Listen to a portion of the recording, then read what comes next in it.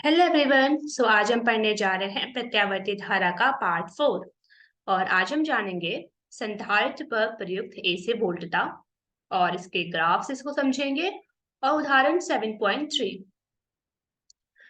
जैसे कि हम पढ़ रहे हैं एसी सर्किट्स के बारे में। अभी तक हमने एसी वोल्टता का प्रतिरोध के साथ और फिर प्रेरक के साथ देखा किस तरह से वो हमारे पास रिजल्ट्स आते हैं। तो इस वाले लेक्चर्स में हम देखेंगे एसी वोल्टता जो है हम संधारित्र के साथ इसको जोड़ेंगे सर्किट्स में और फिर हम देखेंगे हमारे पास क्या क्या रिजल्ट्स आते हैं। यानी कि हम देखने वाले हैं AC voltage applied to a capacitor. तो हमारे पास एक कैपेसिटर होगा, एक संधारित्र होगा इस सर्किट में, जिसे हम सी से इस तरह से दर्शाते हैं। आपने संधारित्र के बारे में पढ़ा है पिछले लेक्चर्स में। तो इस तरह से हम संधारित्र को दर्शाते हैं और ये हमारे पास है एसी वोल्टेज। ठीक है। तो जैसे अभी तक हम करते आए हैं सॉल्व को, वैसे ही हम देखने वाले हैं कि यहाँ पर जो धारा का मान है वो किस तरह से यहाँ पर आता है, हम वो देखेंगे। ठीक है। तो हम जानते हैं कि जो हमारे पास एसी वोल्टेज उसका मान क्या होता है, लेकिन उससे पहले हम कुछ और बातें जान लेते हैं इसके बारे में।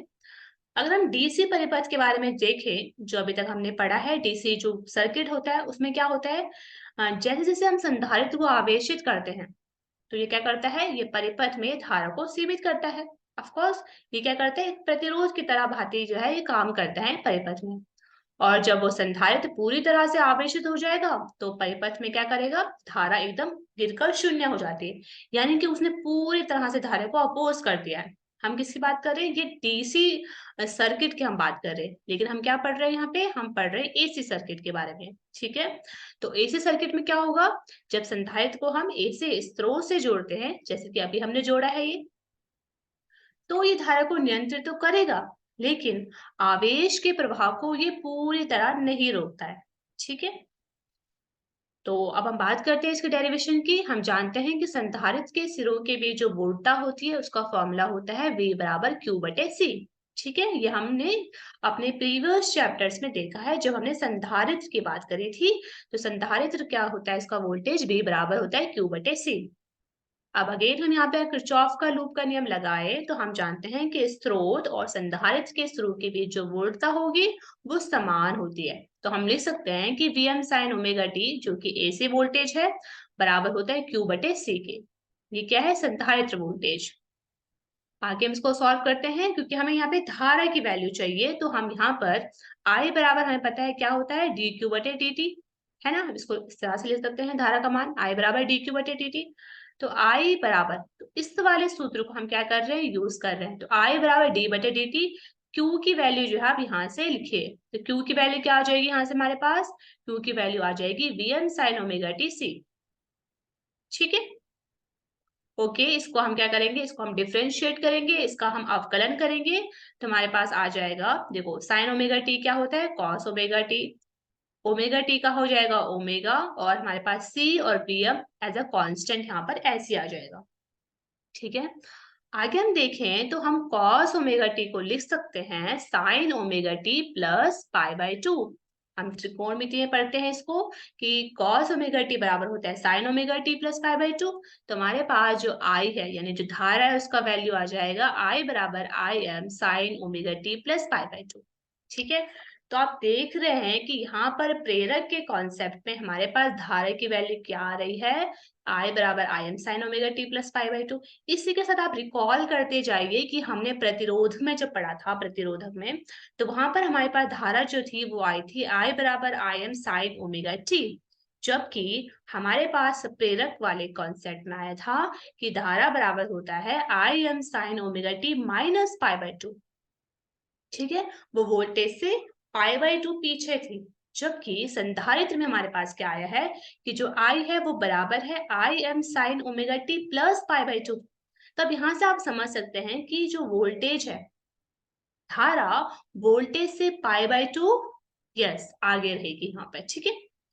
तो यहाँ पर सिर्फ आप समझ लीजिए आई एम क्या है, आई एम बराबर है ओमेगा सी वी एम के। यानी कि हम इसको लिख सकते हैं कि आई एम बराबर होता है वी एम बटे one upon omega C. Omega one upon omega C क्या है यहाँ पे, संधारित्र प्रतिघात एक्स सी। संधारित्र प्रतिघात क्या होता है, एक्स सी होता है। इस तरह से हमने पहले पढ़ा था प्रेरक के प्रतिघात एक्सएल पढ़ा था, तो यहाँ पर हम पढ़ रहे हैं संधारित्र प्रतिघात। संधारित्र प्रतिघात एक्स बराबर होता है 1/ओमेगा c। तो हम लिख सकते हैं Vm बराबर होता है, Im बराबर होता है Vm/r, तो हम लिख सकते हैं कि Im बराबर होगा Vm/xc। अगेन यहाँ पर जो xc है वो प्रतिरोध की तरह ही होता है, ठीक है। ये क्या करेगा, उसकी वही विमा होगी, वही उसका SI मात्रक होगा, उसी तरह से सेम जैसे प्रतिरोध धारा को नियंत्रित करता है, उसी तरह से ये जो प्रेरक संधारित्र जो प्रतिघात है वो भी धारा को क्या करेगा, अपोज करेगा, ठीक है। अब हम इसका पढ़ते हैं फेजर आरेख और इसका ग्राफ। किसका ग्राफ, V और I का समय के सापेक्ष में हम ग्राफ देखेंगे।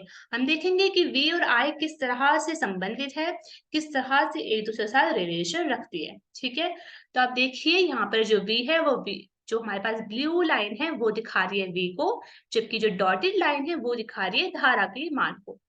अगर आप इसको ध्यान से ऑब्जर्व करेंगे तो आपके पास आपको समझ में आएगा, क्योंकि हमारे पास जो वोल्टेज है वो सेम है। आप देख रहे हैं कि प्रतिरोध के केस में, प्रेरक के केस में और संधारित्र के केस में जो AC वोल्टेज है वो तो सेम ही वोल्टेज देगा हमें। वो क्या वोल्टेज देगा, V बराबर Vm साइन ओमेगा टी। तो इसलिए आप देख रहे हैं कि इसका जो ग्राफ है वो चेंज नहीं हो रहा है, सिर्फ और सिर्फ धारा का जो ग्राफ है वो चेंज हो रहा है। यहाँ पर धारा क्या है, वो π/2 आगे है, ठीक है। π/2 आगे है किससे, वोल्टेज से। तो आप देख रहे हैं कि जब ये वोल्टेज शून्य की स्थिति पर था तब धारा ने अपनी अधिकतम वैल्यू को अचीव कर लिया था, ठीक है। तो इस तरह से धारा की वैल्यू जो है π/2 कदम आगे है, इसकी न्यूनतम वैल्यू यहाँ पर थी, जबकि हमारे पास जो V की न्यूनतम वैल्यू है वो बाद में मिली, हमको यहाँ पर मिली, ठीक है। तो आप ग्राफ से देख सकते हैं कि किस तरह से V जो है वो पीछे है इस बार π/2, किससे, धारा से पीछे है, जबकि धारा जो है वो आगे है π/2, किससे, V से। फेजर आरेख से आप इसको और अच्छे से समझ सकते हैं। देखिए फेजर आरेख में V तो सेम ही रहेगा, साइन ओमेगा टी है क्योंकि V, जबकि इस बार जो धारा है वो π/2 आगे है। हमने लास्ट टाइम पे प्रेरक के कॉन्सेप्ट में यहाँ पे बनाई थी धारा, क्योंकि π/2 पीछे थी, जबकि इस बार जो धारा है वो π/2 आगे है, यानी कि हम बनाएंगे आगे, π/2 कदम आगे, या 90 डिग्री क्या है, आगे है धारा, ठीक है। धारा V से 90 डिग्री आगे है, तो इस तरह से हमने इसको आगे बनाया। और ध्यान रखिएगा कि हमेशा आप धारा की जो वैल्यू है उसको नीचे बनाएंगे, क्योंकि धारा भले ही वो कला में आगे हो V से, लेकिन उसकी वैल्यू हमेशा कम रहेगी V से। इसलिए आप देख रहे हैं कि हमेशा जो धारा की वैल्यू है वो कम है, इसको ग्राफ जो है वो कम बना रहे हैं, जबकि V का ग्राफ बिल्कुल ऊपर है, ठीक है। यहाँ पर भी आप देखिएगा कि जो V की वैल्यू है वो ऊपर है, जबकि धारा की वैल्यू जो है वो नीचे है। वैल्यू हमेशा धारा की कम रहेगी, लेकिन वो कला में आगे है π/2 V से, ओके। हमने समझा जो धारा है वोल्टता से π/2 अग्रगामी है, यानी कि आगे है। या फिर हम फेजर के कॉन्सेप्ट में बोले तो फेजर जो I है वो फेजर वोल्टता फेजर V से π/2 कोण अग्रगामी है जब वे वामावर्त घूर्णन करते हैं। धारा वोल्टता की तुलना में चौथाई समय काल अपने अधिकतम मान ग्रहण करती है। हमने देखा धारा होगी वो अपना जो मान है पहले प्राप्त करती है V से। तो हमने ग्राफ को समझ लिया है, अब हम बात करते हैं संधारित्र को आपूर्त तात्क्षणिक शक्ति के बारे में। तो हम जानते हैं शक्ति का सूत्र होता है P बराबर VI। तो अब यहाँ पे I की वैल्यू रख दीजिए आप और V की वैल्यू रख दीजिए, ठीक है। तो यहाँ पे हमने इस तरह से इसको लिख दिया है। तो हम जानते हैं कि cos omega T sign omega T हमने डिस्कस किया था प्रीवियस लेक्चर में, हम इसको रख सकते हैं sin 2 क्योंकि एक फॉर्मूला होता है ट्रिग्नोमेट्री में कि sin 2 ओमेगा टी बराबर होता है 2 cos omega T sign omega T. जैसे फॉर्मूला होता है sin 2 थीटा बराबर 2 cos थीटा साइन थीटा। अगर हम बात करें माध्य शक्ति की, तो माध्य शक्ति क्या आ जाएगी हमारे पास, ये निकल कर आ जाएगी शून्य, जस्ट लाइक प्रेरकीय प्रेरक वाले कॉन्सेप्ट में जो हमने देखी थी सेम वही यहाँ पे कैलकुलेशन है इसकी भी।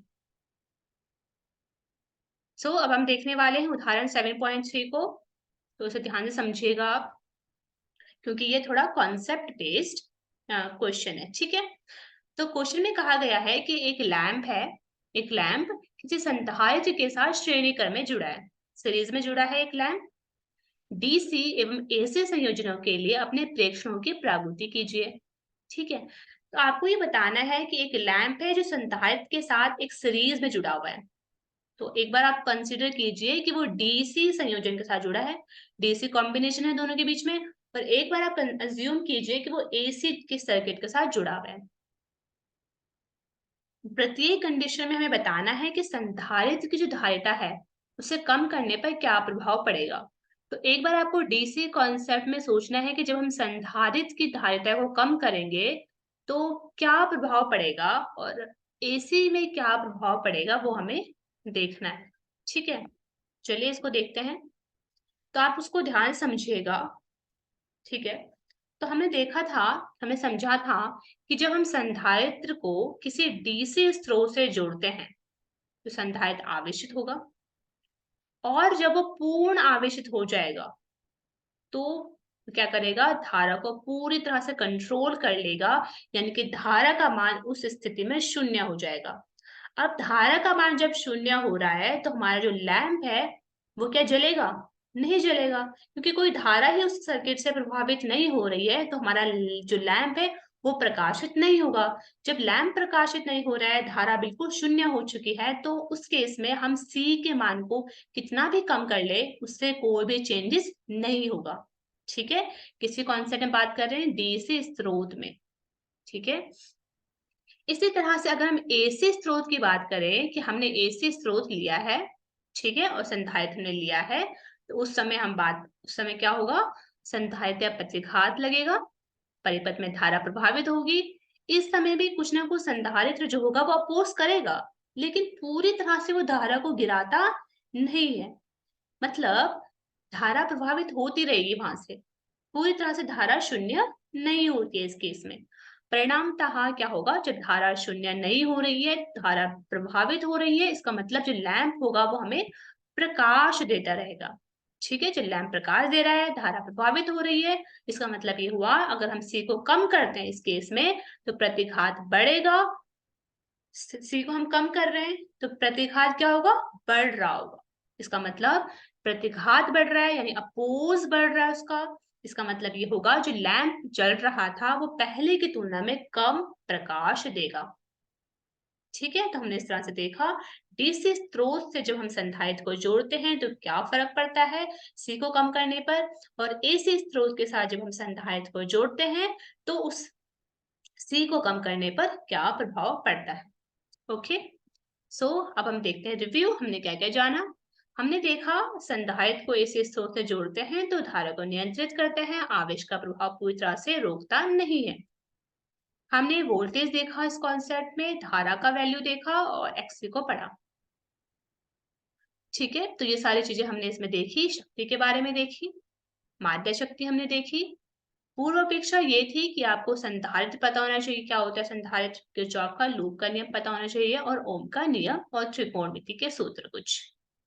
सो नेक्स्ट लेक्चर में हम देखेंगे उदाहरण 7.4 को और उदाहरण 7.5 को। सो तब तक के लिए थैंक यू।